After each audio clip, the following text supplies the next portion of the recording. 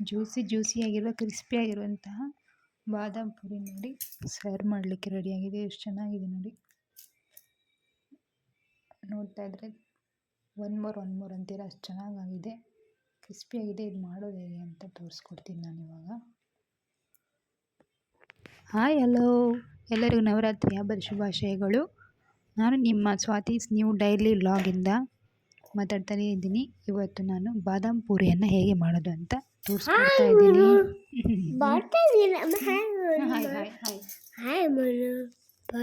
ನಾನು 1 ಕಪ್ ಮೈದಾ, 1 ಕಪ್ ಸಕ್ಕರೆ,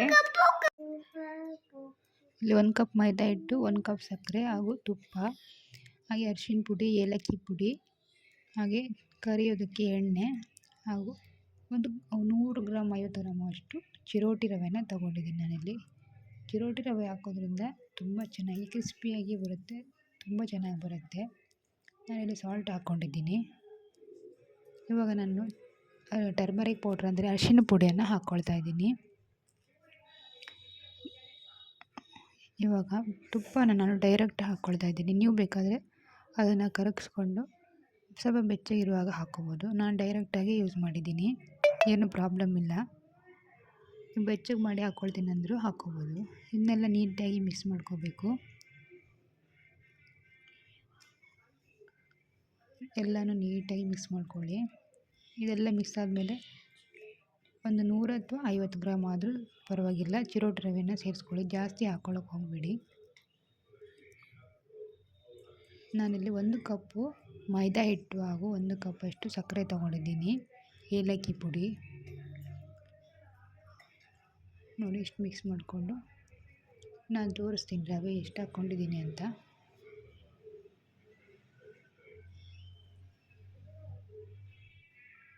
ನೋಡಿ ಇಷ್ಟು ರವೆ ತೊಗೊಂಡಿದ್ದೀನಿ. ನೀಟಾಗಿ ಮಿಕ್ಸ್ ಮಾಡ್ಕೊಂಡ್ಬಿಟ್ಟು ನೀವು ಸ್ವಲ್ಪ ಬೆಚ್ಚಗೆ ನೀರಲ್ಲಿದ್ದರೂ ಕಲಿಸ್ಬೋದು ಅಥವಾ ತಣ್ಣನೆಗೆ ನೀರಲ್ಲಾದರೂ ಕಲಿಸ್ಕೊಳ್ಬೋದು.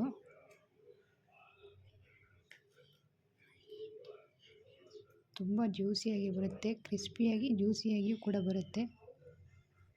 ಎಷ್ಟು ರುಚಿಯಾಗಿರುತ್ತೆ. ಸೇಮ್ ನೀವೆಲ್ಲಿ ಮದುವೆ ಮನೆಯಲ್ಲಿ ಅಥವಾ ಬೇಕ್ರಿ ಶೈಲಿಯಲ್ಲಿ ಎಲ್ಲಿ ಸಿಗುತ್ತೆ ಸೇಮ್ ಡಿಟ್ಟು ಅದೇ ಥರ ಬರ್ತದೆ. ನೀವು ಮಾಡಿ ನೋಡಿದ್ರೆ ಗೊತ್ತಾಗುತ್ತೆ. ನಾನು ಯಾವುದೇ ರೆಸಿಪಿ ಮಾಡಿದ್ರೂ ಅದನ್ನು ಸುಮ್ಮನೆ ಮಾಡಿ ಹಂಗೆ ಹಾಕೋದಿಲ್ಲ. ಚೆನ್ನಾಗಿದ್ದರೆ ಕರೆಕ್ಟಾಗಿ ಬಂದರೆ ಮಾತ್ರ ಹಾಕ್ತೀನಿ, ಇಲ್ಲಾಂದರೆ ಹಾಕೋದಿಲ್ಲ. ನೋಡಿ ಎಲ್ಲನೂ ನೀಟಾಗಿ ಮಿಕ್ಸ್ ಮಾಡಿಕೊಂಡು ಎಷ್ಟು ನೀರು ಬೇಕೋ ಅಷ್ಟೆಷ್ಟು ನೀರನ್ನ ಉಪಯೋಗಿಸ್ತಾ ಸ್ವಲ್ಪ ಎಣ್ಣೆನ ಮಿಕ್ಸ್ ಮಾಡ್ಕೊಳ್ತಾ ಕಲಿಸ್ಕೊಳ್ಳಿ. ನಿಮ್ಮ ಕೈಗೆ ಅಂಟುತ್ತೆ, ಸರಿಯಾಗಿ ಬರ್ತಾ ಇಲ್ಲ ಅಂದರೆ ಸ್ವಲ್ಪ ಎಣ್ಣೆ ತೋರಿಸ್ಕೋಬೋದು, ಇಲ್ಲ ತುಪ್ಪನಾದರೂ ತೋರಿಸ್ಕೋಬೋದು.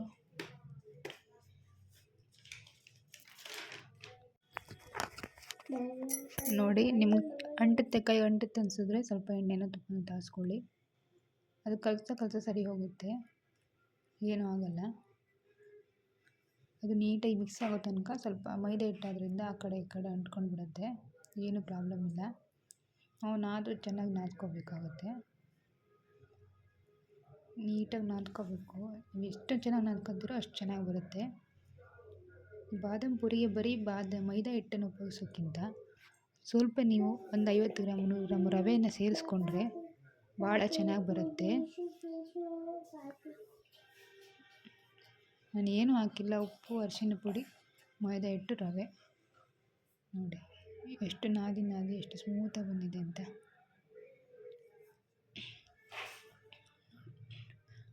ನೋಡಿ ಈ ಥರ ನೀಟಾಗಿ ಚೆನ್ನಾಗಿ ನಾದ್ಕೋಬೇಕು. ನೋಡಿ ಮುಟ್ಟಿದ್ರೆ ಈ ಥರ ಮೆತ್ತ ಒಳಗಡೆ ಗಂಟು ಏನೂ ಇರಬಾರ್ದು. ನೋಡಿ ಈ ಥರ ಪ್ರೆಸ್ ಮಾಡಿದ್ರೆ ಹಿಂಗಡಿ ಹೋಗಬೇಕು. ನೋಡಿ ಈ ಟೈಪಲ್ಲಿ ಬರಬೇಕು. ಇವಾಗ ನಾವು ಸಕ್ಕರೆ ಪಾಕಗಳನ್ನ ಮಾಡ್ಕೊಳ್ಳೋಣ. ಹಿಟ್ಟನ್ನು ಕಲಸಿ ಮುಚ್ಚಿಟ್ಬಿಟ್ಟು ನಾವು ಸಕ್ಕರೆ ಪಾಕಕ್ಕೆ ರೆಡಿ ಮಾಡ್ಕೊಳ್ಳೋಣ. ಒಂದೂವರೆಗಿಂತ 2 ಲೋಟ ನೀರು ಹಾಕಿ, 1.5 ಲೋಟ ನೀರು ಸಾಕು. ಆಮೇಲೆ ಅದಕ್ಕೆ ಸಕ್ಕರೆ ಹಾಕ್ಕೊಂಡು ನಾವು ಅದನ್ನ ಕರಗಿಸೋ ತನಕ ಕೈ ಆಡಿಸ್ಬೇಕು. ಒಲೆ ಮೇಲೆ ಇಟ್ಟು ಕರಗಿಸೋಣ.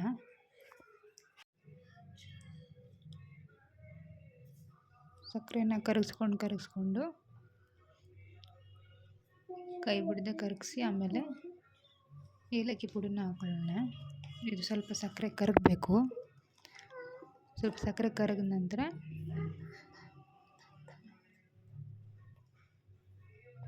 ಏಲಕ್ಕಿ ಪುಡಿನ ಹಾಕೊಳ್ಳೋಣ.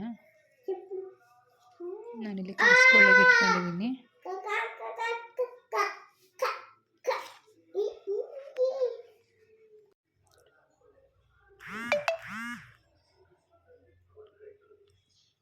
ಸಕ್ಕರೆನೂ ಇನ್ನೂ ಸ್ವಲ್ಪ ಕರಗಬೇಕು. ಕರಗ್ತಾ ಕುದಿ ಬರುವಷ್ಟರಲ್ಲಿ ನಾವು ಏಲಕ್ಕಿ ಪುಡಿನ ಸೇರಿಸ್ಕೊಂಡು ಬಿಡೋಣ. ಚೆನ್ನಾಗಿ ಕರಗಲಿ. ಇದೇನು ಪಾಕ ಬರಬೇಕಾ ಏನು ಅಂದ್ಕೊಂಡ್ರೆ ಇದೇನು ಪಾಕ ಬರೋದು ಅವಶ್ಯಕತೆ ಇಲ್ಲ ಅಂದ್ಕೊಳ್ತೀನಿ. ನೀವೇನಿಲ್ಲ, ಜಸ್ಟ್ ಒಂದೇಳೆ ಪಾಕ ಬರೋದ್ರೊಳಗೆ ಆಫ್ ಮಾಡಿದ್ರೆ ಸಾಕು. ಒಂದೇಳೆ ಪಾಕ ಬಂದರೂ ಪರವಾಗಿಲ್ಲ, ಒಂದೇಳೆ ಪಾಕ ಬರುತ್ತೆ ಅನ್ನೋವಾಗ ಆಫ್ ಮಾಡಿಕೊಂಡ್ರೆ ಸಾಕಾಗುತ್ತೆ. ಒಂದೇಳೆ ಪಾಕ ಬಂದರೂ ಪರವಾಗಿಲ್ಲ, ಅಲ್ಲಿ ತನಕ ಮಾತ್ರ ಬಾಯ್ಲ್ ಮಾಡ್ಕೊಳ್ಳಿ. ಇದನ್ನ ಸಕ್ಕರೆ ಪಾಕನ ರೆಡಿ ಮಾಡ್ಕೋಬೇಕು. ನಾನು ಒಂದೇಳೆ ಪಾಕ ತನಕ ಪಾಕನ ರೆಡಿ ಮಾಡಿಕೊಂಡು ಆಫ್ ಮಾಡ್ಕೊಳ್ತೀನಿ.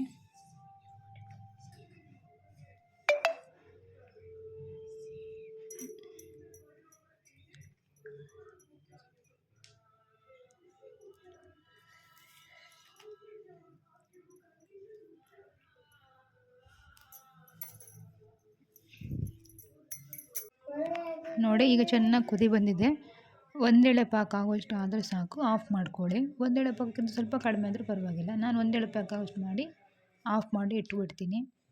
ಆಮೇಲೆ ನಾವು ಕಲಸಿಟ್ಟಿರುವ ಹಿಟ್ಟನ್ನು ಪೂರಿಗೆ ಹೇಗೆ ರೆಡಿ ಮಾಡ್ಕೊಳ್ಳಿ, ಬಾದಾಮ್ ಪೂರಿಗೆ ಕರಿಯೋಕ್ಕೆ ಪೂರಿನ ಹೇಗೆ ಮಾಡ್ಕೊಳ್ಳೋದು ಅಂತ ತೋರಿಸ್ಕೊಡ್ತೀನಿ. ಅದು ಯಾವ ಶೇಪಲ್ಲಿ ಯಾವ ಥರ ಮುಡ್ಚಬೇಕು ಅದನ್ನೆಲ್ಲ ತೋರಿಸ್ಕೊಡ್ತೀನಿ.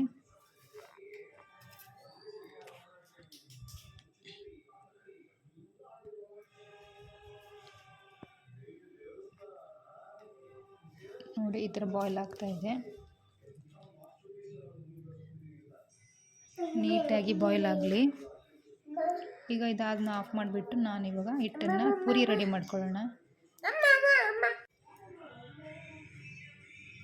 ಈಗ ನೋಡಿ, ನಾನು ಒಂದೊಂದೇ ಉಂಡೆನ ಮಾಡಿಟ್ಕೊಳ್ತೀನಿ. ಫಸ್ಟು ನಮ್ಗೆ ಯಾವ ಸೈಜಲ್ಲಿ ಉಂಡೆ ಬೇಕು, ನೀವು ಸ್ವಲ್ಪ ಚಿಕ್ಕದು ಬೇಕಾದ್ರೆ ಸ್ವಲ್ಪ ಚಿಕ್ಕ ಉಂಡೆ ತೊಗೊಳ್ಳಿ. ನಾನಿಲ್ಲಿ ಕೆಲವು ಮೀಡಿಯಮ್ ಸೈಜು, ಇನ್ನು ಕೆಲವು ಚಿಕ್ಕ ತೊಗೊಳ್ತೀನಿ. ನೋಡಿ, ನಾನು ಈ ಸೈಜ್ನ ಉಂಡೆನ ಮಾಡ್ಕೊಳ್ತಾ ಇದ್ದೀನಿ. ಉಂಡೆಗೆ ಸ್ವಲ್ಪ ಹಿಟ್ಟು ಹಾಕ್ಕೊಂಡು, ಇದೇನು ಅಂಟೋದಿಲ್ಲ, ಅಂಟತ್ತೆ ಅನಿಸಿದ್ರೆ ಸ್ವಲ್ಪ ಹಿಟ್ಟು ಹಾಕ್ಕೊಂಡು ಮಾಮೂಲಿ ನೀವು ಹೇಗೆ ಲಟ್ಟಿಸ್ತೀರೋ ಹಾಗೆ ಲಟ್ಟಿಸ್ಕೊಳ್ಳಿ.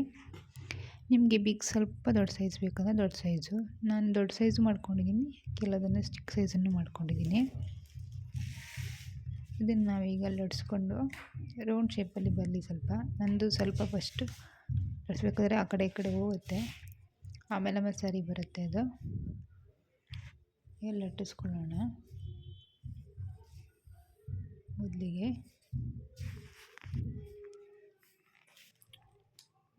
ಇವಾಗ ನಾನು ಇದನ್ನ ಲಟ್ಸಿ ತೋರಿಸ್ತೀನಿ. ನೀವು ಮಾಮೂಲಿ ಪೂರಿ ಹೇಗೆ ಲಟ್ಸ್ತೀರೋ ಹಾಗೆ ಲಟ್ಸ್ಕೊಳ್ಳಿ. ಆದರೆ ಇದರಲ್ಲಿ ಇರೋದೇನೆಂದರೆ ಮಡ್ಚೋದು ಯಾವ ರೀತಿ ಮತ್ತು ಮಡ್ಚಿದ ಮೇಲೆ ಅದನ್ನ ಹೇಗೆ ಲಟ್ಟಿಸ್ಬೇಕು ಅದರಲ್ಲೇ ಇರೋದು ಮೇನ್ ಟಿಪ್ಸ್. ಅದೇ ನೋಡ್ಕೊಳ್ಳಿ. ನಾನು ರೌಂಡ್ ಶೇಪಲ್ಲಿ ಸರ್ಕಲ್ ಥರ ಲಟ್ಟಿಸ್ತೀವಲ್ವ, ಅದನ್ನು ಲಟ್ಸಿದ ಮೇಲೆ ಇದನ್ನು ನೀಟಾಗಿ ಅಬ್ಸರ್ವ್ ಮಾಡ್ಕೊಳ್ಳಿ. ಮೇಯ್ನಾಗಿ ಬಾದಾಮ್ ಪೂರಿಗೆ ಮೇಯ್ನಾಗಿ ಪೂರಿನ ಯಾವ ರೀತಿ ಲಟ್ಟಿಸ್ಬೇಕು ಮತ್ತು ಯಾವ ಶೇಪಲ್ಲಿ ಬರಬೇಕು ಅನ್ನೋದೇ ಇಂಪಾರ್ಟೆಂಟು. ನೋಡಿ, ನಾನು ಇಷ್ಟನ್ನು ಲಟ್ಸ್ಕೊಂಡ್ಬಿಟ್ಟು ಸ್ವಲ್ಪ ಇದಾಗಿದೆ, ಕ್ರಾಸ್ ಆಗಿದೆ. ನೀವು ಚೆನ್ನಾಗಿ ರೌಂಡ್ ಶೇಪಲ್ಲಿ ಲಟ್ಸ್ಕೊಳ್ಳಿ.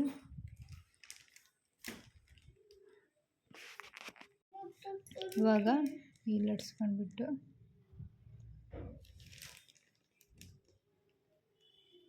ನೋಡಿ, ಲಟ್ಸ್ಬೇಕಾದ್ರೆ ಸ್ವಲ್ಪ ಸರಿಯಾಗಿ ಬಂದಿಲ್ಲ, ಆದರೂ ಪರವಾಗಿಲ್ಲ, ತೋರಿಸ್ತೀನಿ ಇನ್ನೊಂದು ಟೈಪಲ್ಲಿ. ಇವಾಗ ನೋಡಿ, ಇದನ್ನು ಆ ಕಡೆಯಿಂದ ಈ ಕಡೆಗೆ ತಿರುವಿ ಮಡಚಬೇಕು. ಮಡಚಿದ ನಂತರ ಆ ಸೈಡಿಂದ ಈ ಸೈಡ್ ತನಕ ಒತ್ತುತ್ತಾ ಬರಬೇಕು. ನೋಡಿ, ಸುತ್ತಲೂ ಒತ್ತಿ ಪ್ರೆಸ್ ಮಾಡಿ ಮಡಚಿದ ಮೇಲೆ ಸುತ್ತಲೂ ಪ್ರೆಸ್ ಮಾಡಿದ ನಂತರ ನಾನು ನೋಡಿ ಈ ಥರ ಇನ್ನೊಂದು ಟೈಪಲ್ಲಿ ಮಡಚ್ಕೊಂಡು ಆ ಕಡೆ ಈ ಕಡೆ ಸೈಡಿಗೆ ಮಾತ್ರ ಒತ್ತಬೇಕು. ಇವಾಗ ಫುಲ್ಲು ಪ್ರೆಸ್ ಮಾಡೋಂಗಿಲ್ಲ, ನೀವು ಪೂರ್ತಿಯಾಗಿ ಪ್ರೆಸ್ ಮಾಡೋಂಗಿಲ್ಲ, ಆ ಕಡೆ ಈ ಕಡೆ ಸೈಡ್ ಮಾತ್ರ ಪ್ರೆಸ್ ಮಾಡಬೇಕು. ಮತ್ತು ಲಟ್ಸ್ಬೇಕಾದ್ರೆ ಆ ಮೇಲಿಂದ ಕೆಳಗಡೆ ಎಳಿಬೇಕು ನೋಡಿ, ಮೇಲಿಂದ ಕೆಳಗಡೆ, ಮೇಲಿಂದ ಸ್ವಲ್ಪ ಕೆಳಗಡೆ, ಸ್ವಲ್ಪ ಆ ಕಡೆ ಈ ಕಡೆ, ಆ ಕಡೆ ಈ ಕಡೆ ಅಷ್ಟೇ ನೋಡಿ. ಮೇಲಿಂದ ಕೆಳಗೆ, ಆ ಕಡೆ ಈ ಕಡೆ ನೋಡಿ, ಮೇಲಿಂದ ಕೆಳಗೆ ಎಳ್ಕೊತ ಬರಬೇಕು. ಆಗ ಚೂರು ಮೇಲ್ಗಡೆ ಪ್ರೆಸ್ ಮಾಡಿದ್ರೆ ಪರವಾಗಿಲ್ಲ, ಆದರೆ ಇದು ಈ ಪದರ ಅನ್ನೋದು ಹಾಗೇ ಇರಬೇಕು. ಇದು ಅಂಟ್ಕೊಳ್ಳೋ ಹಾಗಿಲ್ಲ, ಇದು ಅಂಟ್ಕೊಂಡ್ರೆ ಬಾದಾಮ್ ಪೂರಿ ಸರಿ ಬರೋದಿಲ್ಲ ನೋಡಿ. ಇನ್ನೊಂದು ಉಂಡೆ ಎಲ್ಲ ಮಾಡಿ ತೋರಿಸ್ತೀನಿ ನಾನು, ನಿಮಗೆ ಕ್ಲಿಯರಾಗಿ ಗೊತ್ತಾಗಬೇಕಾದ್ರೆ ಇನ್ನೊಮ್ಮೆ ಮಾಡಿ ತೋರಿಸ್ತೀನಿ. ಮತ್ತೆ ತೋರಿಸ್ತಾ ಇದ್ದೀನಿ, ಯಾಕಂದರೆ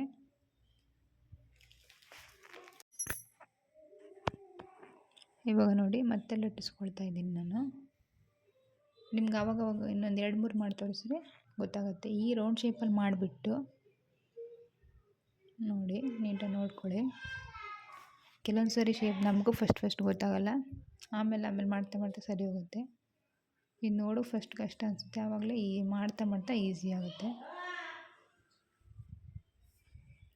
ಇದು ಸ್ವಲ್ಪ ತೆಳು ಬಂದ್ರೇ ಚೆನ್ನಾಗಿರುತ್ತೆ, ತೀರ ದಪ್ಪ ಮಾಡ್ಕೊಳಕ್ಕೆ ಹೋಗಬೇಡಿ, ತೆಳ್ಳಗಿದ್ರೇ ಚೆನ್ನಾಗಿರುತ್ತೆ. ಇದನ್ನು ಮಡಚಿಬಿಟ್ಟು ಈಗ ಟ್ರಯಾಂಗಲ್ ಶೇಪ್ ಮಾಡಬೇಕು. ಅದಕ್ಕಿಂತ ಮುಂಚೆ ಸೈಡಿಗೆ ನೋಡಿ, ಇಲ್ಲೆಲ್ಲ ಸೈಡಿಗೆ ಮಡಚಿರ್ತೀರಲ್ಲ, ಮಡಚಿದ ನಂತರ ಸೈಡಿಗೆಲ್ಲ ಪ್ರೆಸ್ ಮಾಡಿಬಿಟ್ಟು ಆಮೇಲೆ ಟ್ರಯಾಂಗಲ್ ಶೇಪ್ ಮಾಡಿ ಆ ಕಡೆ ಈ ಕಡೆ ಸೈಡ್ ಮಾತ್ರ ಪ್ರೆಸ್ ಮಾಡಿ, ಮಧ್ಯೆ ಪ್ರೆಸ್ ಮಾಡೋಕ್ಕೆ ಹೋಗಬೇಡಿ. ಟ್ರಯಾಂಗಲ್ ಶೇಪ್ ಮಾಡಿದ ನಂತರ ಆ ಕಡೆ ಈ ಕಡೆ ಮಾತ್ರ ಮೂಲೆಯಲ್ಲಿ ಪ್ರೆಸ್ ಮಾಡಿ, ಆಮೇಲೆ ಅದನ್ನು ಕೆಳಗಡೆಯಿಂದ ಎಳಿತಾ ಬನ್ನಿ. ನೀವೇನು ಲಟ್ಟಿಸ್ತೀರ ಅದನ್ನು ಕೆಳಗಡೆ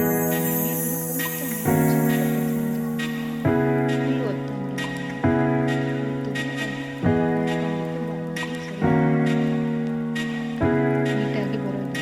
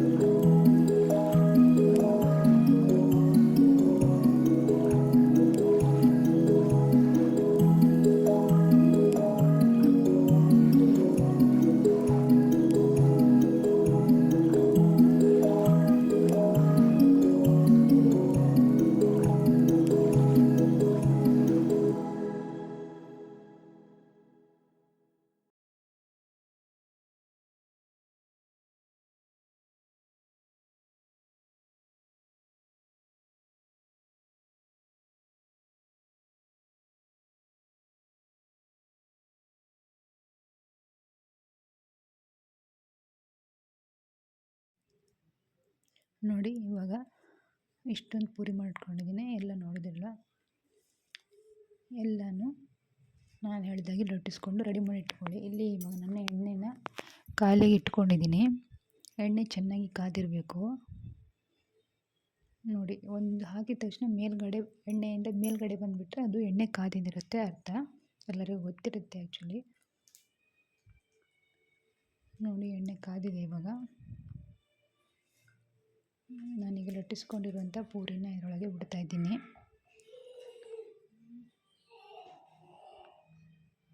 ಇದು ಉಬ್ಬಿನೂ ಬರುತ್ತೆ, ತುಂಬ ಚೆನ್ನಾಗಿ ಬರುತ್ತೆ. ಎಷ್ಟು ಒಳ್ಳೆ ಲೇಯರ್ ಆಗಿ ಬರುತ್ತೆ. ನಾವೇನು ಲಟ್ಸಿದ್ರಿ ಟ್ರಯಾಂಗಲ್ ಶೇಪಲ್ಲಿ, ಅದು ಲೇಯರ್ ಆಗಿ ಬರಬೇಕು ಬಾದಾಮ್ ಪೂರಿಗೆ. ಆವಾಗಲೇ ಒಳಗೆಲ್ಲ ಸಕ್ಕರೆ ಪಾಕ ಎಳ್ಕೊಳ್ಳೋಕ್ಕೆ ಅದೊಂದು ದಾರಿಯಾಗಿರೋದ್ರಿಂದ ಚೆನ್ನಾಗಿ ಬರುತ್ತೆ. ಲೇಯರ್ ಒಳಗಿಂದನೇ ಸಕ್ಕರೆ ಪಾಕ ಎಳ್ಕೊಳ್ಳುತ್ತೆ. ಆವಾಗ ಜ್ಯೂಸಿಯಾಗಿ ಬರುತ್ತೆ. ಅದು ಕ್ರಿಸ್ಪಿ ಕೂಡ ಇರುತ್ತೆ. ನೋಡಿ, ಈ ಥರ ಎಷ್ಟು ಚೆನ್ನಾಗಿ ಉಬ್ಕೊಂಡು ಬರುತ್ತೆ. ನೋಡ್ತಾ ಇರಿ ನೀವು, ಲೇಯರ್ ಆಗಿ ಸಖತ್ತಾಗಿರುತ್ತೆ.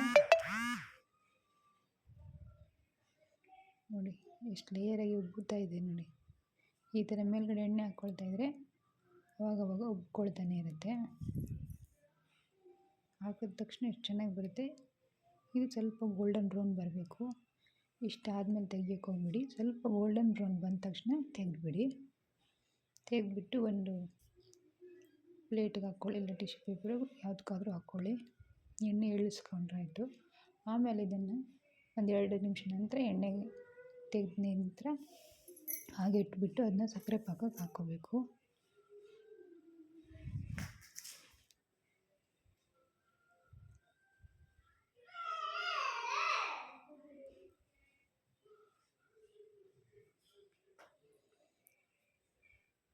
ನೋಡಿ ಎಷ್ಟು ಚೆನ್ನಾಗಿ ಬಂದಿದ್ದೆ.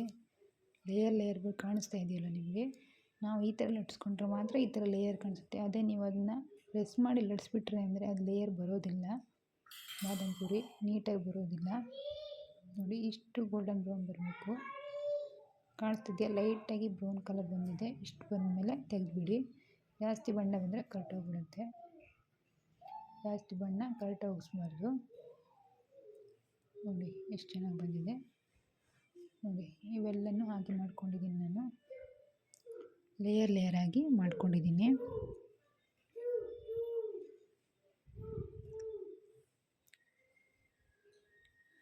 ನೋಡ್ತಾ ಇದ್ದೀರಲ್ವ ಎಷ್ಟು ಚೆನ್ನಾಗಿ ಬರ್ತಾಯಿದೆ ಅಂತ. ಹಾಕಿದ ತಕ್ಷಣ ಬಬಲ್ಸ್ ಬಂದುಬಿಡುತ್ತೆ. ಅಷ್ಟು ಚೆನ್ನಾಗಿ ನಾದ್ಕೊಂಡಿರೋದ್ರಿಂದ ಎಷ್ಟು ಚೆನ್ನಾಗಿ ಬರುತ್ತೆ ನೋಡಿ. ಎಷ್ಟು ಚೆನ್ನಾಗಿ ಬಂದಿದೆ ನೋಡಿ. ಉಬ್ಬಿ ಬರ್ತಾಯಿದೆ ನೋಡಿ. ಈ ಥರ ಆಗಬೇಕು. ಒಂದು ಸ್ವಲ್ಪ ಲೈಟ್ ಬ್ರೌನ್ ಕಲರ್ ಬಂದರೆ ನೋಡಿ, ಲೇಯರ್ ಎಷ್ಟು ಚೆನ್ನಾಗಿ ಕಾಣಿಸ್ತಾ ಇದೆ ಅಂತ. ಆ ಥರ ಲೇಯರ್ ಕಾಣಿಸಿದ್ರೇ ಸಖತ್ತಾಗಿದೆ. ಇದರೊಳಗೆ ಸಕ್ಕರೆ ಪಾಕನೂ ಎಳ್ಕೊಳ್ಳುತ್ತೆ. ಜ್ಯೂಸಿಯಾಗಿ ಬರುತ್ತೆ. ಒಳಗಡೆ ಮೇಲೆ ತುಂಬ ರೋಸ್ಟ್ ಆಗಿನೂ ಬರುತ್ತೆ. ನೋಡ್ತಾ ಇರೋದು ನೀವು, ಎಷ್ಟು ಚೆನ್ನಾಗಿ ಬಂದಿದೆ. ಇದನ್ನು ತಿನ್ನಬೇಕಾದ್ರೆ ಸಖತ್ತಾಗಿರುತ್ತೆ. ಆ ಜ್ಯೂಸಿಯಾಗಿ ಮೇಲೆ ಕ್ರಿಸ್ಪಿನೆಸ್ಸು ತುಂಬ ಚೆನ್ನಾಗಿರುತ್ತೆ ನೋಡಿ. ಒಳಗಡೆ ಲೇಯರ್ ಅಂಟ್ಕೊಂಡಿಲ್ಲ ಹೇಗೆ ಬಂದಿದೆ ಅಂತ. ಈಗ ನಾನು ಇದನ್ನ ಫಸ್ಟ್ ತೆಗೆದಿರೋದನ್ನ 1-2 ನಿಮಿಷ ಬಿಟ್ಟ ನಂತರ ಇದಕ್ಕೆ ಹಾಕಿದ್ದೀನಿ. ಇದನ್ನು ನೀವು ಒಂದು 2-3-4 ನಿಮಿಷ ಇರ್ಬೋದು. ನಿಮ್ಮ ಸಕ್ಕರೆ ಪಾಕ ತುಂಬ ಸಿಹಿ ಬೇಕು ಅಂದರೆ ಒಂದು 5 ನಿಮಿಷ ಇಡಿ. ಅದು ಒಂದು ಆಲ್ರೆಡಿ 5 ನಿಮಿಷದೊಳಗೆ ಸಕ್ಕರೆ ಪಾಕ ಎಲ್ಲ ಚೆನ್ನಾಗಿ ಎಳ್ಕೊಳ್ಳುತ್ತೆ. ಲೇಯರ್ ಇರೋದ್ರಿಂದ ಬೇಗ ಸಕ್ಕರೆ ಪಾಕ ಎಳ್ಕೊಳ್ಳುತ್ತೆ. ನೋಡಿ, ಇಷ್ಟು ಬಣ್ಣ ಬಂದರೆ ಸಾಕು. ಇದಕ್ಕಿಂತ ಜಾಸ್ತಿ ಬಿಸಿ ಮಾಡೋಕ್ಕೆ ಹೋದರೆ ಕಪ್ಪಾಗಿಬಿಡುತ್ತೆ, ಹಾಳಾಗಿಬಿಡುತ್ತೆ ಬಾದಾಮ್ ಪೂರಿ.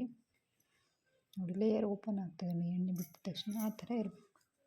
ಇವಾಗ ನಾವು ಸಕ್ಕರೆ ಪಾಕಕ್ಕೆ ಹಾಕಿಟ್ಟಿರೋದನ್ನ ಒಂದೊಂದೇ ಸರ್ವ್ ಮಾಡೋಣ. ಈಗ ಪ್ಲೇಟಿಗೆ ಹಾಕ್ಕೊಂಡ್ಬಿಟ್ಟು ನೋಡಿ, ಸಕ್ಕರೆ ಪಾಕದಿಂದ ಬಾದಾಮ್ ಪೂರಿನ ತೆಗಿತಾ ಇದ್ದೀನಿ ನೋಡಿ. ಇವಾಗ ನಾವು ಸಕ್ಕರೆ ಪಾಕದಲ್ಲಿ ಹಾಕಿಟ್ಟಿರೋಂಥ ಬಾದಾಮ್ ಪೂರಿನ ತೆಗೆದ್ಬಿಡೋಣ. ಈಗ ಸರ್ವ್ ಮಾಡ್ಕೊಂಡ್ಬಿಡೋಣ. ಒಂದೊಂದನ್ನೇ ಹಾಕಿಬಿಟ್ಟು ಇವಾಗ ಸರ್ವ್ ಮಾಡ್ಕೊಳ್ಳೋಣ. ಹಾಗೆ ಇನ್ನು ಸ್ವಲ್ಪ ಬಾದಾಮ್ ಪುರಿ ಇದೆ. ನಾನಿಲ್ಲಿ ಮಗಳು ಕೇಳ್ತಾ ಇದ್ಲಂತ ಬೇಗ ಬೇಗ ಮಾಡಿಟ್ಕೊಂಡಿರೋದನ್ನ ರೆಡಿ ಮಾಡ್ಕೊಳ್ತಾ ಇದ್ದೀನಿ. ಇಲ್ಲಿ ಎಣ್ಣೆಗೆ ಸ್ವಲ್ಪ ಬಿಟ್ಟಿದ್ದೀನಿ. ಅದು ರೆಡಿ ಆದ ತಕ್ಷಣ ಇವಾಗ ಸರ್ವ್ ಮಾಡ್ಕೊಳ್ಳೋಣ. ನೋಡಿ ಎಷ್ಟು ಚೆನ್ನಾಗಿ ಬಂದಿದೆ ಅಂತ.